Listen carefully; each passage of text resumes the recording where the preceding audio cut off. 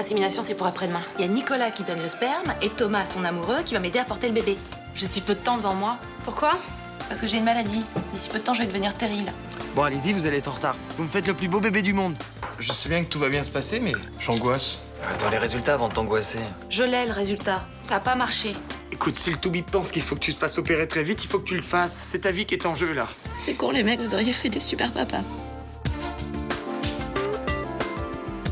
Une femme comme votre mère, ma petite. On n'en voit pas beaucoup, vous savez. Aujourd'hui, j'ai envie d'en savoir plus. Tu vas souffrir, Mélanie. 3 semaines avant de mourir, elle avait commencé à faire des recherches, elle aussi. J'ai demandé à Guillaume d'essayer de se renseigner pour savoir ce que ma mère avait découvert. D'abord que votre grand-mère était née à Tizi Ouzou. Ma mère est allée en Algérie. Elle s'est donné la mort 2 jours avant son départ. J'ai décidé d'aller en Algérie Pour chercher quoi et où? pour suivre l'enquête que ma mère n'a pas pu faire. J'ai peur pour Mélanie. Mais peur de quoi? Vous pouvez pas comprendre. On est vraiment bien sans elle. Qu'on soit noir ou blanc. Et si on tend la main pour elle, la vie est plus belle.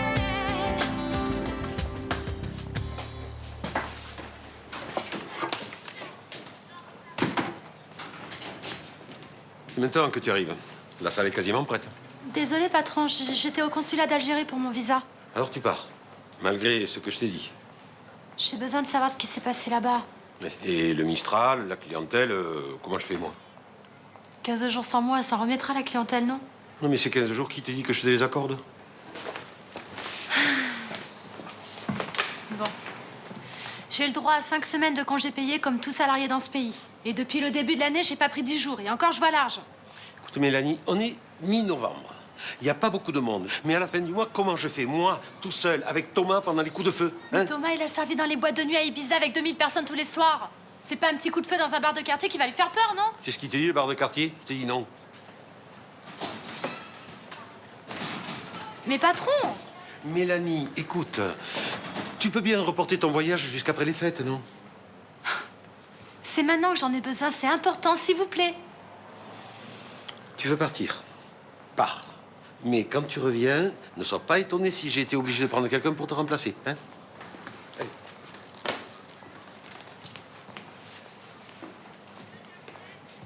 Pourquoi tu refuses qu'elle parte? Question de planning. Du tout de moi. Ça fait plus de 60 ans que ta main droite ignore ce que fait ta main gauche et tu voudrais me faire croire que tu fais des plannings maintenant? Alors? J'ai revu le vieux qui harcelait Mélanie. Il avait donné rendez-vous à la petite au parc Borelli. J'ai intercepté le message et j'y suis allé à sa place, voilà. Il t'a dit pourquoi il s'intéressait à elle? Je n'ai pas demandé. J'ai juste dit qu'il dégage le plancher et qu'il faut la paix à la petite. T'es pas curieux. Et tu sais qui c'est, ce vieux? Je me souviens seulement de l'avoir vu en Algérie, mais j'ai beau chercher, j'arrive pas à me rappeler dans quelles circonstances. Je me souviens juste que c'est lié à quelque chose de douloureux. Voilà pourquoi je préfère que la petite n'aille pas en Algérie, parce que ici, au moins, je peux veiller sur elle, mais là-bas... Roland Marcy, tu es peut-être un cuisinier hors pair, mais comme menteur, tu es pathétique.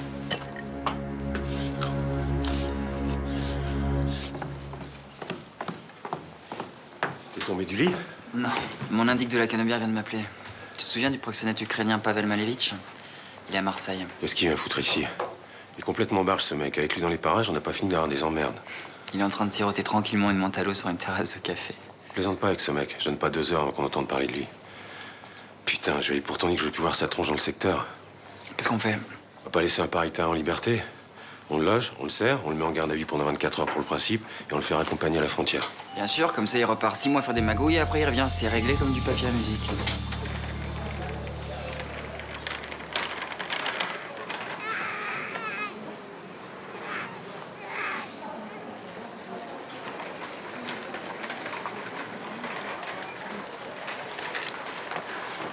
Emmanuel, qu'est-ce qui se passe? Vous pleurez? Vous me prenez pour qui?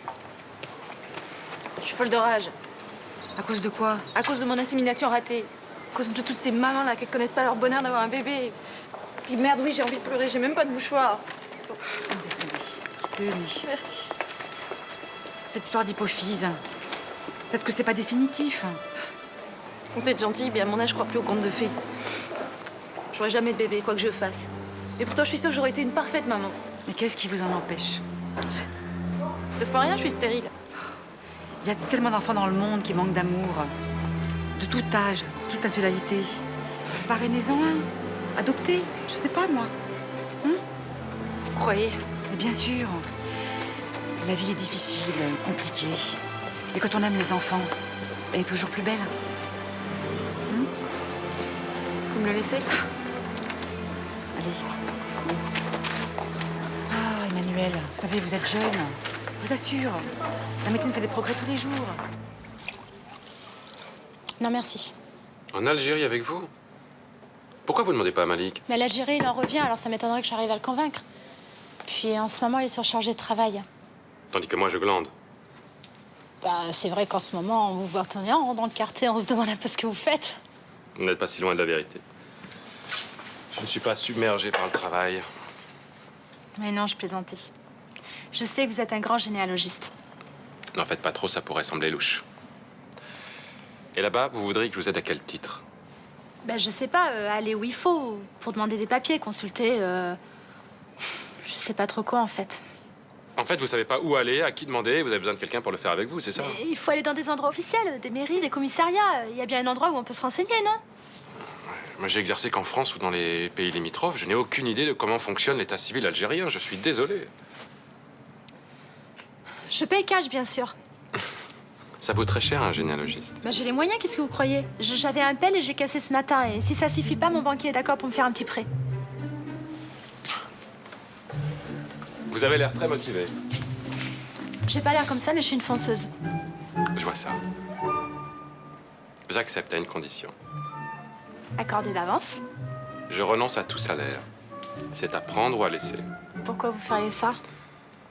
Parce que j'ai peine à vous imaginer en Algérie avec votre petit sac, cherchant l'adresse de commissariat pour des papiers dont vous ne savez rien. Je suis beaucoup plus débrouillarde que vous le croyez. Et sinon, t'as des nouvelles de Ninon? Silence radio. Mademoiselle Chaumette a besoin de faire un break. Enfin, franchement, après la séance que tu lui as faite vendredi, je comprends. Hein. Mais quelle séance? Je lui ai juste fait comprendre que sa guéguerre avec Johanna, ça me prenait la tête. Du coup, mademoiselle a passé le week-end à Aix avec une copine. Et en rentrant, devine chez qui elle est allée? Chez son père? Chez son père, son gentil et pauvre papa chéri qui sent si seul en ce moment. Finalement, je me demande si c'est pas ta sœur qui a raison. T'emballes pas, hein. C'est pas non plus la peine de tomber dans les pièges foireux de ma frangine. Hein. Bah, pas si foireux que ça. Avec son père, Ninon, elle a du mal à couper le cordon, c'est clair. On s'en fout, c'est pas ça le problème de toute façon. Ah bon? Alors, c'est quoi d'après vous, docteur Lucas? Bon, Ninon, elle joue la fille autonome. Voilà. Mais c'est qu'une façade. En fait, elle a besoin qu'on la protège. Et puis, comme son petit ami ne le fait pas, hein, et ben, elle va voir papa. Je vois. Pas faux. Bah, c'est tout, ça fera 200 €. Ah, je peux vous payer en 3 fois? Oh non. Sans frais? Non. Sans intérêt? Non, c'est pas. Il est sympa, Guillaume, d'avoir accepté. 15 jours à l'étranger avec juste moi comme compagnie. Il pourra avoir peur de s'ennuyer, hein. Y a pas de raison. La compagnie est très agréable, Mélanie. Ah bah ça fait plaisir de voir l'effet que ça te fait. Pourquoi tu dis ça? Ah bah je sais pas, je pars 15 jours à l'étranger avec un autre homme. Je pensais que tu serais peut-être un peu jaloux. Moi? Jaloux de Laserman? Bah quoi? Il est beau mec. Mais il est plus trop jeune. Et il commence un peu à perdre, là. Hein. Un homme légèrement dégarni, ça a son charme, hein. Ah. On va être ensemble du matin au soir. On va dormir dans le même hôtel. Enfin... Mélanie, je croyais que c'était clair entre nous. On a dit qu'on vivait les choses simplement, sans se prendre la tête. En tout cas, moi, c'est ce que j'essaie de faire. Désolé si je suis pas jaloux. Bah ça va, je sais qu'on n'est pas Roméo et Juliette, mais quand même. Si Céline t'avait annoncé qu'elle partait avec Guillaume Laserman pendant 2 mois à l'étranger, t'aurais dit quoi, toi? Céline, c'est pas pareil. Ouais. Elle, tu l'aimes, tandis que moi... Et toi, je t'aime beaucoup. Aimer beaucoup, c'est aimer peu. T'es sûrement un formidable avocat, mais tu comprendras jamais rien aux femmes, toi. D'accord. Papy a fait la guerre d'Algérie, mais il m'en a jamais parlé. Bah, il doit avoir quelque chose à cacher. Mais qu'est-ce que tu racontes? Qu'est-ce qu'il aurait à cacher? Je sais pas, mais moi, mon père, il m'a raconté des trucs. Il y a des mecs qui ont des comportements limites là-bas. Et qu'est-ce que ça a à voir avec mon grand-père? Ah oui, c'est vrai. Il y a quelques mois, il y a eu plein d'émissions là-dessus et il s'est passé des trucs carrément pas clairs. Enfin, tu sais, tu devrais arrêter de regarder la télé. Des fois, ça aide pas à réfléchir, tu vois. Quoi, sous prétexte que c'est ton grand-père, on a rien le droit de dire, c'est ça? Mais c'est surtout qu'on raconte pas des conneries comme ça sur les gens sans savoir. Si mon père était là, il te raconterait des trucs de vraies horreurs. Les gens, ils racontent bien ce qu'ils veulent. Hein. Moi, tout ce que je sais, c'est que t'as pas l'air d'en savoir plus que moi. Et je suis sûr que mon grand-père, il a pas participé à des trucs pareils. Enfin, calmez-vous. Quand ça s'est passé, vos parents étaient même pas nés. Désiré? Moi, j'ai pas très soif. Et toi, Juliette? Moi non plus. Bon, mais si vous consommez pas, vous dégagez. Tu as dit à Roland que tu partais avec les Herman? Pas encore. Mais tu devrais, hein. Tu devrais essayer de lui dire parce que ça le rassurerait. Se le voit aux compagnies, il veut pas que je parte. Et quand il fait sa tête de pioche...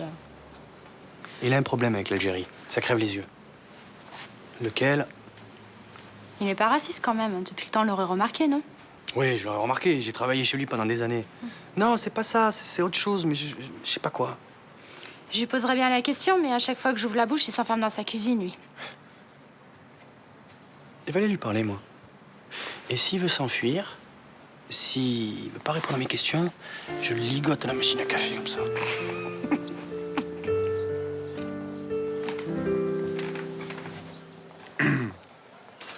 Et après, tu fais quoi? Tu démontes la gare Saint-Charles?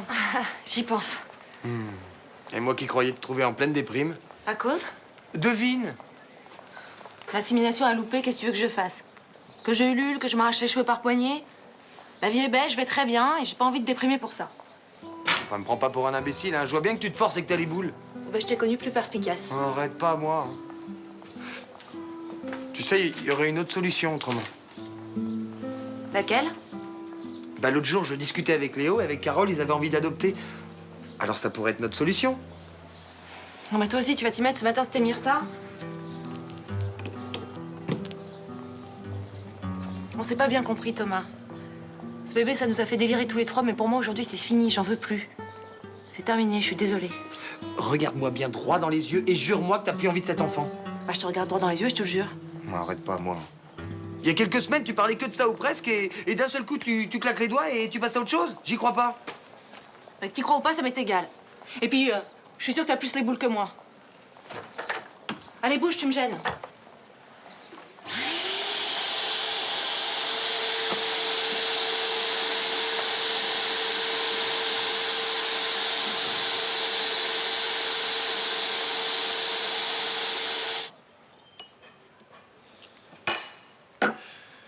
Il y a quelque chose qui va pas, hein?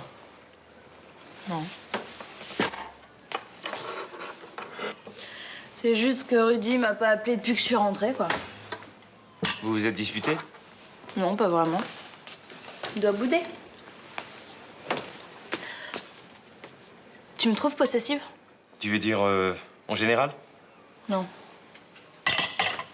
Avec toi. Ah, ça, ce sont les retombées des manigances de Johanna. Papa, j'ai besoin de savoir. Tu es possessive. Très possessive, même. Mais hélas, j'ai bien peur que ce soit à cause de moi. De toi? Quand ta mère est partie, j'étais tellement seule que... Moi aussi.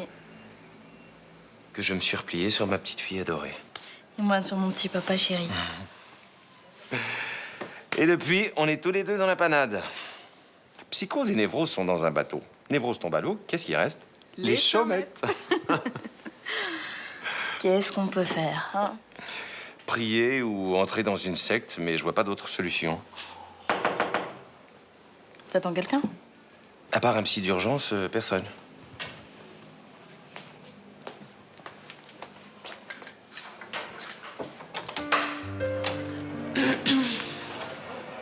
Bonjour, monsieur Chaumette.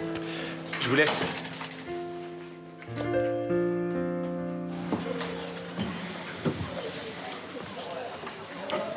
Lucas m'a dit. Quoi? Que je torturais en Algérie? Que j'étais un criminel de guerre, une ordure de la pire espèce? Ben non. Désolé de te décevoir, mais moi, j'étais juste un minot pris dans un conflit qui le dépassait. Voilà. Lucas t'adore, il sait bien que tu ferais pas de mal à une mouche. Ah bah encore heureux. Il voudrait comprendre. Ses amis lui posent des questions. Mais la guerre, ça se comprend pas. Ça se subit. Quand elle est finie, on la cache au fond de soi en espérant que personne ne la retrouve. Non, voilà. Un jour ou l'autre, elle finit par remonter. Je dérange? Non, non, tu tombes bien. Toi aussi, tu veux savoir quel crime j'ai commis en Algérie? Hein? Oui. Vous en voulez du souvenir? Eh ben, je peux vous en faire bouffer, moi. Hein?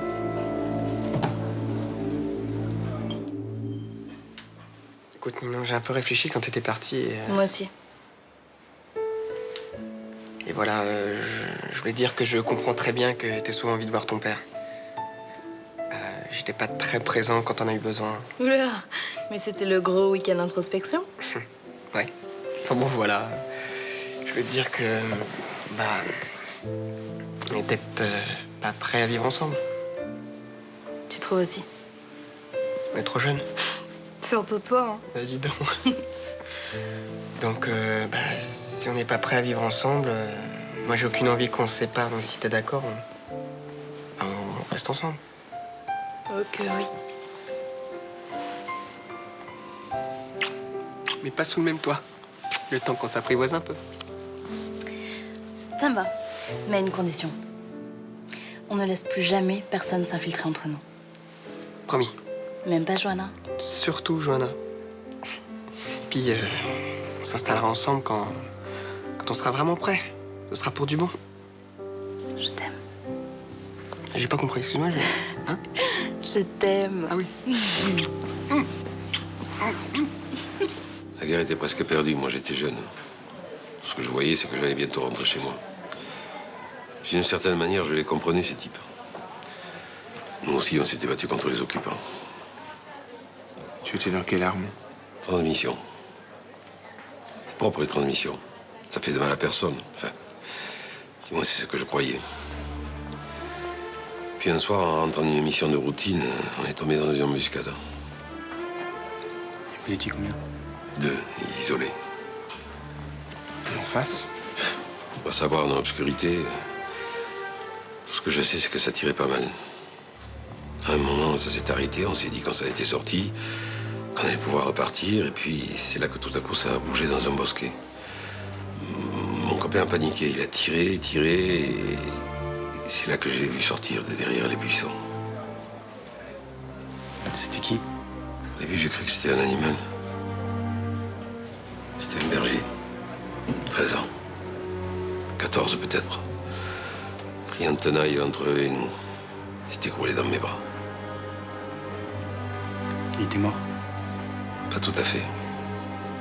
Il avait les yeux grands ouverts. Il me regardait.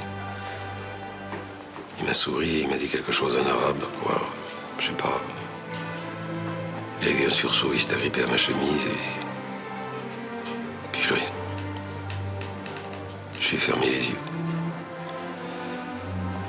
Sa voix, ça fait plus de 40 ans que j'entends toutes les nuits, toutes les nuits.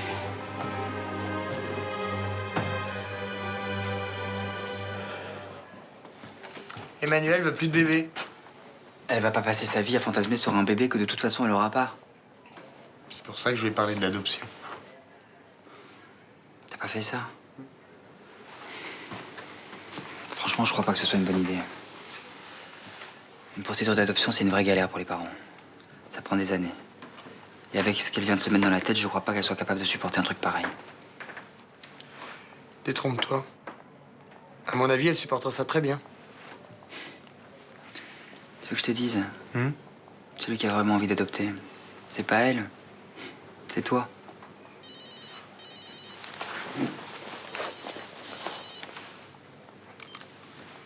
Oh Léo. Où? J'arrive. Un proxénète qui nous nargue. On le serre, on le met au frais et je reviens. En rentrant, tu penses à prendre du pain? Flic de mes deux. D'accord, mon amour.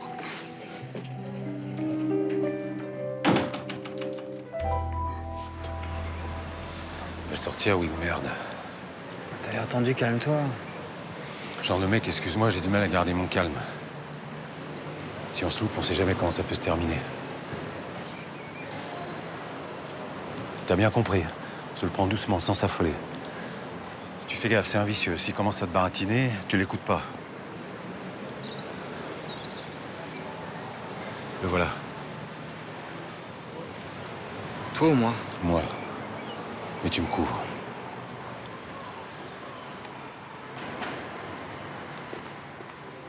Salut Pavel, je crois que tu devais plus venir à Marseille. Tiens, capitaine Castelli, comme je suis content de vous rencontrer. Pas moi, je peux savoir ce que tu fais dans le coin? Rien de mal, je suis en vacances. Tu vas arrêter de me prendre pour un con, tu sais bien que je suis allergique. Je vous jure, capitaine Castelli, vous vous trompez. Je suis devenu un honnête travailleur. Si j'avais le temps, je te ferais bien obtenir la médaille du travail, mais excuse-moi, Nicolas, menottes. Pas les menottes, s'il vous plaît. Je vous assure que je suis devenu un citoyen respectable. C'est mon chef, je peux rien lui refuser. Si tu bouges, j'explose sa jolie petite gueule. N'avance pas. Calme, calme. On a l'air de quoi se braquer tous les deux? Tu crois pas qu'on fera mieux de parler? N'avance pas, j'ai dit. Quoi? Tu veux me buter? Buter mon pote? De toute façon, tu nous auras pas tous les deux. Suis-moi, je les tue. Bouge ton index d'un demi-millimètre, je te loge une balle entre les deux yeux. Braquer un flic, t'es mal barré là, hein? Ton arme. Doucement.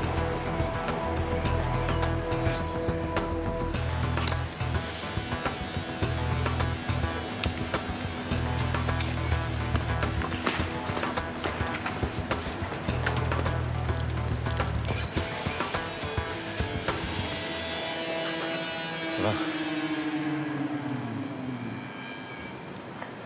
C'est la première fois. Pendant 2 ou 3 jours, tu vas penser qu'à ça et puis tu vas oublier. J'ai froid.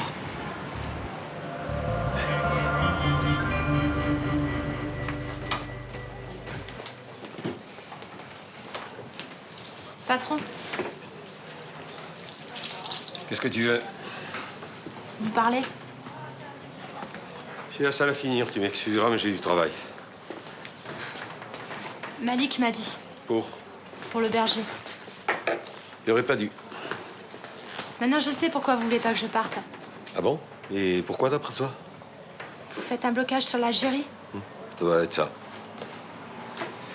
Bon, vous avez vécu des trucs difficiles, mais c'était à une autre époque. Il m'arrivera rien, je vous promets.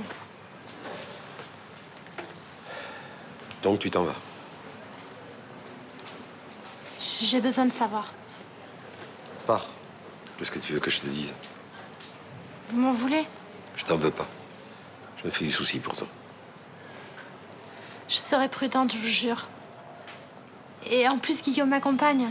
Malik m'a dit ça. Et puis j'ai ça. Avec ce talisman, il peut rien m'arriver de mauvais, non? On s'embrasse pas?